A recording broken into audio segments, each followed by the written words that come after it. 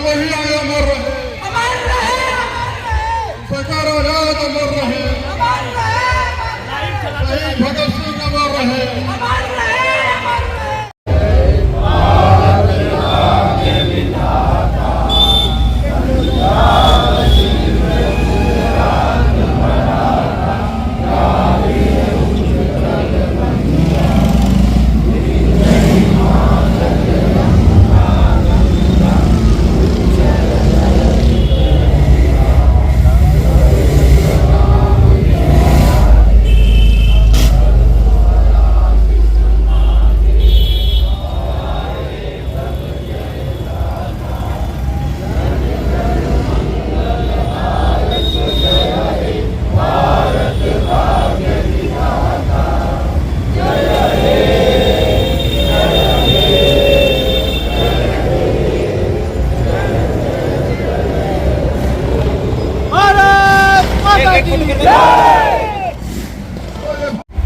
अगस्त क्रांति, भारत छोड़ो आंदोलन, आज लोक शिक्षण अभियान ट्रस्ट के तत्वाधान में आयोजित इस कार्यक्रम में अध्यक्षता कर रहे परम आदरणीय मेरे पिताजी के गुरु आदरणीय गौर साहब, मंच पर आती कैलाश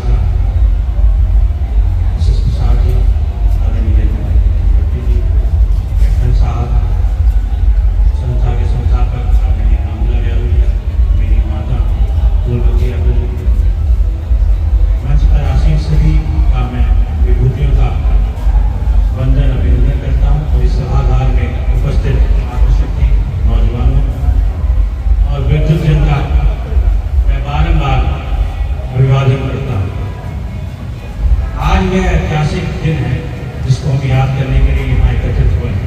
9 अगस्त। बहुत सारे लोगों ने विस्तार से इस विषय में अपनी चर्चा रखी। मैं कुछ बातें आपके सामने रखूंगा कि समाजवादियों की इस 9 अगस्त क्रांति में क्या भूमिका है। 9 अगस्त वो ऐतिहासिक दिन, इसके लिए हम यहाँ पर इसको याद करने के लिए नहीं आए। वह दिन सभी को पता कि 15 अगस्त 1947 को हमें देश की आजादी मिली। सभी लोग बड़े उत्सव से 15 अगस्त को भी 4-5 दिन बाद उसे मनाएंगे।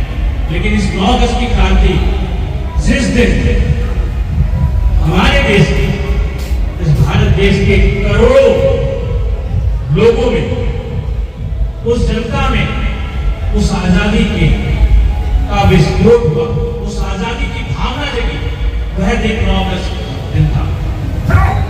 बेशक 15 अगस्त को हमें लॉर्ड माउंटबेटन द्वारा हस्तांतरित एक क्षतिग्रस्त आजादी मिली हमारे प्रधानमंत्री को 1947 में। लेकिन 9 अगस्त वो दिन है जिस दिन करोड़ों नागरिकों, जो आम जनता थी, उसके मन में यह हुआ कि हमारा देश आजाद होना चाहिए, हम इस देश की आजादी को अंग्रेजों से लेकर देंगे। वह दिन 9 अगस्त।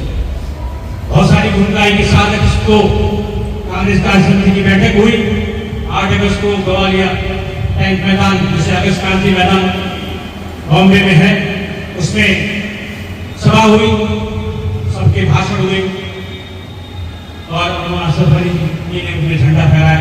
ये बातें बहुत, लेकिन इस ऐतिहासिक दिन में 25वीं वर्षगांठ पर समाजवादी चिंतक, समाजवादी पार्टी के हमारे नेता डॉक्टर राम मनोहर लोहिया ने ये कहा कि बेशक हमें आजादी मिल गई, लेकिन यह आजादी वह आजादी नहीं जिसका सपना हमारे उन वीर सपूतों ने देखा था।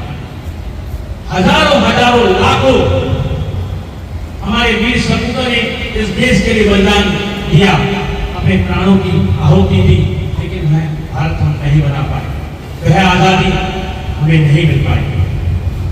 जो अंग्रेज जिस शासन से राज करते थे, मैं समाजवादियों की भूमिका इसलिए बताना चाहता हूं कि जेपी ने उस आंदोलन में, जो कांग्रेस सोशल पार्टी युवा शक्ति थी, उसके आंदोलन को दिशा देने का उन्होंने काम किया। बेशक वो भूमिगत रहे, लेकिन वहां पर जितने भी आप बैनर में आप देख लीजिए, आचार्य नरेंद्र देव, लोक प्रकाश जयप्रकाश नारायण, डॉक्टर राम मनोहर लोहिया, अशोक मेहता, सुंदर पटवर्धन, सबरी उषा मेहता, सब दे रहे, ये सभी समाजवादी सोशलिस्ट विचारधारा के लोग जिन्होंने इस क्रांति में अपना योगदान दिया। जेपी ने उन नौजवानों को प्रेरित किया, उनके लिए लंबे लंबे पत्र लिखे, उनका हौसला बढ़ाने के लिए इस क्रांति में कैसे भागी गए। डॉक्टर लोहिया कहते हैं कि रूस की क्रांति में सिर्फ 1% लोगों ने भाग लिया और भारत की क्रांति, इस अगस्त क्रांति जहां से एक नई ज्वाला प्रज्वलित हुई, एक नई चिंगारी जगी, उसमें भारत की 20% लोगों ने भाग लिया। और आप आकलन लगाइए कि आज देश की जनसंख्या क्या है और उस समय देश की जनसंख्या क्या है, कि हर नौजवान, हर किसान, हर मजदूर, हर व्यापारी, हर वकील, हर कोई उस आंदोलन में था, बिना डरे अंग्रेजों की गोलियों से, उनके अत्याचार से। उसके मन में यही आशा जगी कि हमारा देश आजाद होगा, हमें देश की आजादी चाहिए। 60,000 लोग जेलों में रहे, तब यह देश आजाद हुआ। असंख्य लोगों ने अपना बलिदान दिया, तभी यह देश आजाद हुआ।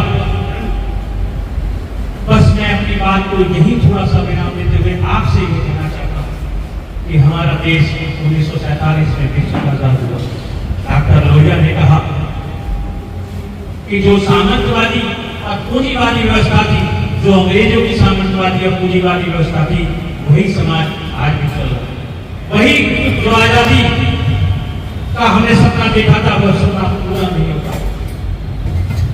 जिस शासन से, जिस साम्राज्यवादी ताकत से, जिस कूटनीति से महात्मा गांधी ने एक सादगी रूप से साबरमती और एक छोटे से कमरे में उस सामुदायिक ताकत से लोहा लेने का काम किया, ऐसा भारत हम नहीं बना पाए, वह सादगी नहीं ले पाए, उस जनता का शासन हम नहीं बना पाए। जो वैभवशाली, जिस वैभव से, जिस रौब से अंग्रेज भारत की जनता को डराता था, उस शासन में राज करता था, वही शासन व्यवस्था आजादी के बाद हमने भी वही शासन व्यवस्था आज तक अंग्रेजों के बाद में लागू करी, कोई परिवर्तन नहीं।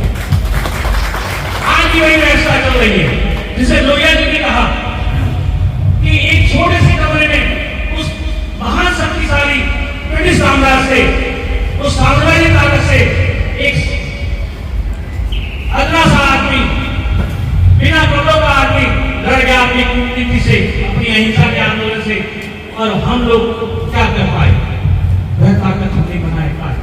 आज वो साम्राज्यवादी और सामंतवादी और पूंजीवादी ताकत देश पर हावी। क्यों हावी है? क्योंकि कुछ वर्ग आजादी के समय भी, जैसे हम आज लोग देखते हैं, वह वर्ग नहीं चाहता था कि देश में यह व्यवस्था समाप्त हो। वह अपनी संपत्ति को बचाना चाहता था। वह समाजवादी ताकत, वह वर्ग डरा हुआ था कि हमारी संपत्ति अब क्योंकि जनता का शासन आ जाएगा, हमारी संपत्ति अब छिन जाएगी। तो उन्होंने ऐसी व्यवस्था को लागू किया। आज भी अंग्रेजी को छोड़ा नहीं था, अंग्रेजी आज भी है और अंग्रेजी बढ़ती जा रही है। जबकि जनता के शासन में और हमारे शासन में यही था कि अंग्रेजी से दूर रहेंगे, अंग्रेजों की हर नीति से दूर रहेंगे, उस ब्रिटिश साम्राज्य के हर कानून से दूर रहेंगे। लेकिन भारत ने सबको संविधान दिया कि प्रभुत्व, समाजवादी, लोकतंत्रात्मक प्रराज, संविधान में क्या आज दिखाई देता है? आज भी पूंजीवादी और समाजवादी ताकतें देश पर हावी है, वही देश पर राज कर रही है। आज भी पूरी तंत्र देश के शासन पर राज कर रहा है। आज भी हमारे यहाँ राष्ट्रपति और प्रधानमंत्री राजा की तरह चलता है और देश की जनता उसे नतमस्तक होकर देखती है। यह एक परिवर्तन जो नहीं आ पाया, यही परिवर्तन आना था, वो नहीं आ पाया। इस 9 अगस्त की क्रांति का हमारा उद्देश्य यही है। इस क्रांति को हमारे उन वीर सपूतों ने, उन लाखों वीर सपूतों ने प्राणों की आहुति दी, क्या वैसा हम भारत बना पाए? आज भारत में वही बेरोजगारी है, वही भ्रष्टाचार है, वही नफरत है, वही बीमारी है। हम लोग क्या भारत दे पाएंगे? इसलिए संकल्प लेना होगा। इस 9 अगस्त क्रांति का मनाते हम हर साल मनाकर चले जाएंगे, लेकिन संकल्प लेने की हर नागरिक की जिम्मेदारी क्या है? हर जनता का कैसा शासन होना चाहिए? इसको सत्ता हमारे वीर सपूतों ने स्वतंत्रता सेनानियों ने देखा कि कैसा भारत हम चाहते हैं। इसलिए हम लोग आज यहाँ पर संकल्प लेकर जाएं कि हमारी नागरिक के में जो जिम्मेदारी है कि हम एक ऐसा सशक्त भारत, एक ऐसा मजबूत भारत बनाएं जो विकास की गति पर हो, जहाँ पर ये आखंडवाद, धर्मवाद, पूंजीवाद, जातिवाद इन सबसे दूर हटकर ऐसा भारत हो जहाँ पर जनता का शासन हो, जहाँ जनता सर्वोपरि हो, जहाँ जनता के हितों की बात हो, तभी भारत विकसित राष्ट्र बन पाएगा। इस संकल्प लेकर हम इस कर्तव्य के साथ जाएंगे। संकल्प के साथ कर्तव्य होना चाहिए कि हमारा कर्तव्य इस देश के प्रति क्या होगा, तभी हमारा देश मजबूत विकसित राष्ट्र बन पाएगा। आप सभी का 9 अगस्त का मेरे ऐतिहासिक दिन पर आपको बहुत बहुत बधाई और बहुत शुभकामनाएं।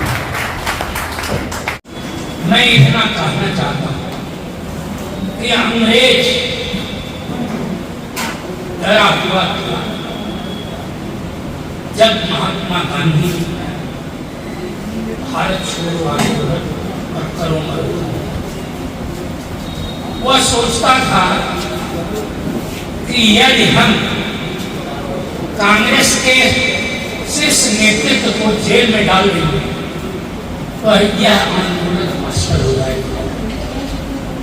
और उन्होंने ऐसा किया।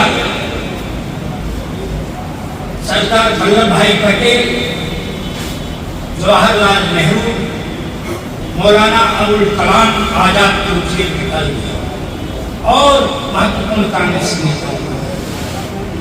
लेकिन इस आंदोलन को समाजवादियों ने अपने हाथ में लिया और समाजवादियों ने ही नहीं, इस आंदोलन के अंदर संपूर्ण देश की जनता जाति, धर्म, क्षेत्र, भाषा, संप्रदाय से ऊपर उठकर सड़क पर आ गई और आंदोलन को उठा दिया। आज जिन चित्र आप देख रहे हैं, इन्होंने महत्वपूर्ण भूमिका निभाई।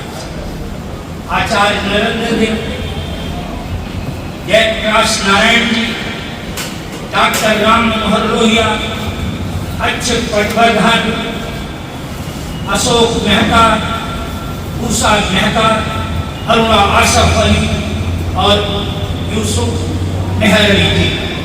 ये क्विट इंडिया मूवमेंट का नारा यूसुफ मेहरली जी ने दिया, जिसे गांधी जी ने सबके सामने रखा। और जब यह आंदोलन चल रहा था तो ग्वालियर टैंक मैदान में झंडा फहराना था मौलाना अबुल कलाम आजाद। लेकिन जब वो गिरफ्तार हुए और अरुणा आसफ अली को ये बात पता लगी तो उन्होंने ट्रेन पकड़ा मुंबई में और ग्वालियर टैंक मैदान में, वहां 10,000 लोग और ब्रिटिश हुकूमत के पूरी फोर्स लगे। इस बहादुर महिला ने सारी फोर्स को चीरते हुए ग्वालियर टैंक मैदान में गिरफ्तार और वहां से खूनगत हो गई और 3 साल तक अंग्रेजों के हाथ में आई। अगर वो हाथ आ जाती तो हम आप कल्पना नहीं कर सकते कि उनके साथ क्या होता। कि वो हाथ में उषा मेहता जी ने कांग्रेस रेडियो बॉम्बे में चलाया और 3 महीने तक पूरे देश में क्रांतिकारियों और समाजवादियों को जो लोग आंदोलन में रह गए थे उन्हें सारी खबर देते रहे। लेकिन हमारे देश के अंदर पहले से ही अंग्रेजों के मुखबिर थे और आज भी वो मुखबिर हैं। उन्होंने इन्हें गिरफ्तार किया और जितने लोग हैं ये सब लग गए। लेकिन इन्हें जेल में चले जाने के बाद भी यह आंदोलन जनता का आंदोलन बन गया। इस आंदोलन के अंदर 60,000 से ज्यादा लोग जेल गए, 18,000 लोगों पर DIR लगा और हजारों लोग घायल हुए और 1,000 से कुछ ही कम शहीद हुए। आज इस अवसर पर हम उन वीर बलिदानियों को नमन करने आए हैं, श्रद्धांजलि दे रहे हैं कि ने इतनी कुर्बानी करके इस देश के स्वतंत्रता का मार्ग प्रशस्त किया। और मैं आप लोगों के बीच में बताना चाहता हूँ कि इस देश के अंदर यह आंदोलन पूरे सड़क पर इतना जोर पकड़ा कि कई स्टेटों में आजाद हो गए लोग। चित्तू पांडे बलिया के अंदर, सतारा में कई लोगों ने आजादी मिलना को आजाद किया, लेकिन अंग्रेजों ने फिर से कुचलने का। लेकिन आज जो लोग तिरंगा फहराते नहीं, देखना नहीं चाहते, सैकड़ों 52 साल वो लोग तिरंगा यात्रा निकाली, नकली तिरंगा यात्रा चंद्रशेखर जी को मुखबरी कर दी, शहीद हो गए चंद्रशेखर जी और पार्क में। हाँ, वो हमें बात बताते हैं। आज स्थिति क्या है इस देश की? किसी से छिपी हुई है। जिन वीर बांकुओं ने आजादी की लड़ाई में अपना सब कुछ कुर्बान किया इस देश को आजाद कराने, उनके अंदर जज्बा, जोश, और इस देश की जनता जो भूख, पीड़ा, दर्द, बेबसी, लाचारी, बीमारी, अन्याय, शोषण का शिकार थी, प्रताड़ित थी, उनके लिए उनके मन में दर्द था। और आज घोर पूंजीवादी हम दो हमारे दो किए किसी से छिपा रखा। चाइना 1954 में आजाद और हम 15 अगस्त 1950 में आजाद हुए। चाइना की जीडीपी हमारे से 4.5 गुना ज्यादा है और प्रति व्यक्ति आय चाइना की 4.5 गुना ज्यादा। जापान की प्रति व्यक्ति आय भारत के प्रति व्यक्ति आय से 11.5 गुना ज्यादा है। हम कहाँ खड़े हैं? हम कह रहे हैं सबका साथ और सबका विकास। सबका साथ तो है, लेकिन विकास अपने आदमियों का है। इसलिए इसे बदलना होगा। हम आप अपनी ताकत को कम न समझें। संकल्प लें कि कौन हमें आर्थिक दृष्टि से, राजनीतिक दृष्टि से, सामाजिक दृष्टि से कमजोर कर रहा है। और सबसे बड़ा कारण भारत में गरीबी का धार्मिक पाखंड है। चाइना के अंदर धार्मिक पाखंड नहीं है और आबादी आपकी इतनी होते हुए भी सारा माल आपके यहाँ से आता है। पूरे विश्व के अंदर सबसे बड़ा बाजार है, सब जगह उसका माल पटा पड़ा। और गांधी जी ने सपना देखा था, हमारे यहाँ पॉलिटिकल थिंकर जो थे उन्होंने सपना देखा कि हमारे यहाँ हाथ ज्यादा है, यहाँ कुटीर उद्योग होना चाहिए, छोटे उद्योग में काम होना चाहिए। हर हाथ को काम मिलेगा, उत्पादन बढ़ेगा, हम मार्केट में सफल हो जाएंगे। बांग्लादेश हमें चुनौती देता और हमको विडंबना यह है कि हमारे देश के लोग पाकिस्तान से पाकिस्तान से सबसे नीचे से मुकाबला करना था। लेकिन मैं आप लोगों के बीच बताना कि जो विश्व प्रसन्नता रिपोर्ट 2026 सूचांक 147 देश में पाकिस्तान 104 नंबर पर और भारत 116 नंबर पर है। हमें शर्म आनी चाहिए, हमारी सरकार को शर्म आनी चाहिए कि हम कहाँ खड़े हैं और पाकिस्तान के पास। नेपाल हमसे आगे है 94 नंबर। प्रसन्नता रिपोर्ट, शिक्षा, चिकित्सा, प्रत्येक व्यक्ति क्या खा रहा है, क्या पी रहा है, उसका जनती है। इन वीर बांकुओं ने इसलिए कुर्बानी नहीं दी। कहा है भाई ने कि जब भारत का संविधान बाबा साहब डॉक्टर ने बनाया तो उन्होंने कहा था कि मैं उस संविधान की रचना करना चाह रहा हूँ जिसमें प्रत्येक भारतवासी ये समझे कि मेरी बात का भी कुछ महत्व है। आज उल्टा हो रहा है। संविधान और लोकतंत्र पर स्वतंत्रता के 79 बाद ही खतरा पैदा हो गया। अभी तो 100 वर्ष भी पूरे नहीं हुए और देश के अंदर ये बहस चल रही कि लोकतंत्र और संविधान खतरे में है और संवैधानिक संस्थाएं सारी खतरे में है। और हम निर्णायक देख रहे हैं चुनाव आयोग से लेकर और सारे जगहों पर क्या स्थिति गुजर रही है। जरा सा बात में जो बच्चे आए ये भी समझ रहे थे कि ये आंदोलन जैसे अंग्रेज समझा था कि आम जनता नहीं आएगी। तो शांतिपूर्ण आंदोलन की जरूरत है, शांतिपूर्ण लोगों को अपनी बात बताने की जरूरत है कि हम आज 81 करोड़ से ज्यादा लोग 5 किलो अनाज दे रहे हैं।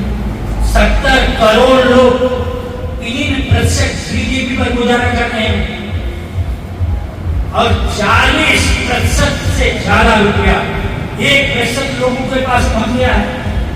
यह क्या गैर बराबरी, कितनी गैर बराबरी है, विषमता है।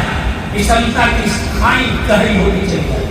अब इस पर हम विचार करना चाहिए और लोकतंत्र में केवल एक ताकत आपको मिली है, मत देने।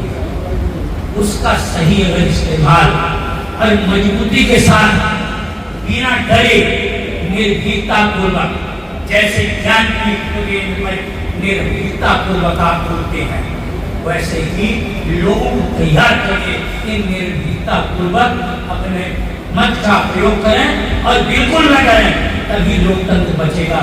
हमें प्रेरणा लेनी चाहिए उन समाजवादी शहीदों से, उन स्वतंत्रता सेनानियों से। 1 लाख से ज्यादा लोग हर धर्म के शहीद हुए और लाखों लोग अज्ञात शहीद हुए हैं। 1 लाख के करीब तो लाल किले इंडिया गेट पर अंकित और लाखों लोग अज्ञात में शहीद हो गए और करोड़ों लोगों ने याद नहीं छोड़ी। तब ये आजादी मिली है। इतनी आसानी से उन फांसीवादी ताकतों, अधिनायकवादी ताकतों के, अंग्रेजों के बगल बच्चों को हिटलर और मुसोलिनी के औलादों को न दे दें। इन्हीं शब्दों के साथ मैं अपनी बात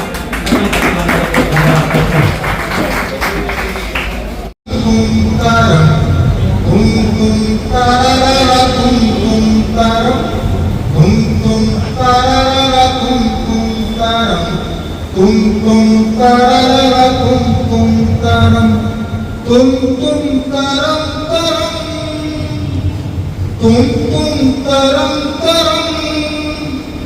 दुनिया के हो लाख धर्म पर अपना एक करम, चना जोर गरम, चना जोर गरम बाबू में लाई मजेदार, चना जोर गरम, चना जोर गरम बाबू में लाया मजेदार, चना जोर गरम। मेरा चना बना है आला, जिसमें डाला गरम मसाला, इसको खाएगा दिलवाला, चना जोर गरम, चना जोर गरम बाबू में लाया मजेदार, चना जोर गरम। मेरा चना खा गया गोरा, ओ गोरा मेरा चना खा गया गोरा, जो खा के बन गया तगड़ा घोड़ा। मैंने पकड़ के उसे मरोड़ मार कर टंगड़ी उसको तोड़ा। तुम चरम करम, तुम तरम करम, लाखों तोड़े टूटे फिर भी टूटा ना दम थम, चना जोर गरम, चना जोर गरम बाबू में लाई मजेदार, चना जोर गरम। मेरे तू शराबी शराबी चने किया तू शराबी ओ इसके देखो गाल गुलाबी गुलाबी देखो गाल गुलाबी हो इसका कोई नहीं जवाबी इसका कोई नहीं जवाबी जैसे कोई कुड़ी पंजाबी जैसे कोई कुड़ी पंजाबी नाचे छनन छनन नाचे छनन छनन कोठे चढ़ के मैंने पुकारा सुन ले मेरे कदम चना जोर गरम चना जोर गरम बापू मैं लाया मजेदार चना जोर गरम मेरा चना खा गए गोरे ओ गोरे मेरा चना खा गए गोरे ओ गोरे जो गिनती में है थोड़े फिर भी मारे हमको कोड़े फिर भी मारे हमको कोड़े तुम तरम तरम तुम तरम तरम लाखों कोड़े टूटे फिर भी टूटा ना दम खम चना जोर गरम चना जोर गरम बाबू मैं लाया मजेदार चना जोर गरम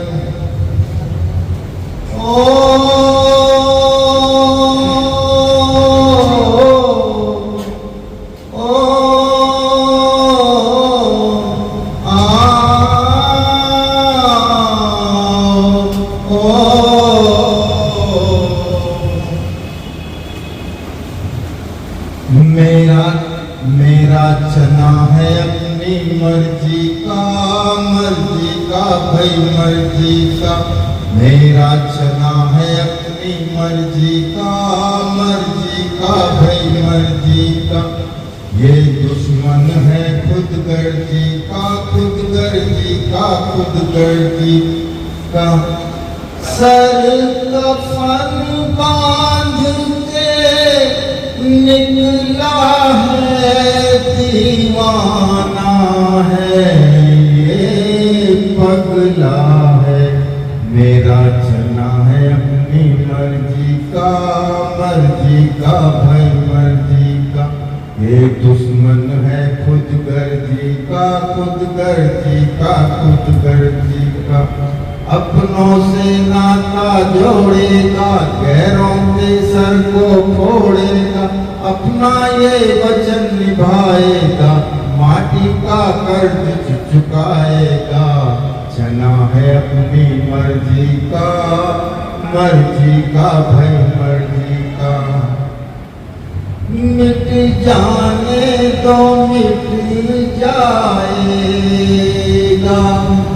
आजाद वतन कर जाएगा न तो चोरी है न तो डाका है बस ये तो एक धमाका है धमाके में आवाज भी है एक सोच भी है एक साज भी है समझो तो बात ये साफ भी है और ना समझो तो राज भी है अपनी धरती अपना है गगन ये मेरा है वतन अपनी धरती अपना है गगन ये मेरा है वतन इस पर जो आंख उठाएगा जिंदा दफनाया जाएगा मेरा याचना है अपनी मर्जी का भाई मर्जी का। ये दुश्मन है खुद गर्जी का खुद गर्जी का।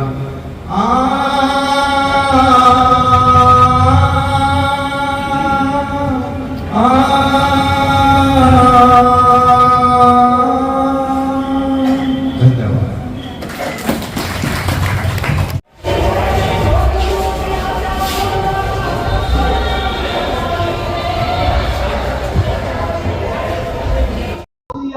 नमस्कार, प्रणाम। मैं खुशबू तिवारी आप सभी के बीच रूबरू हूँ GNA न्यूज चैनल के माध्यम से।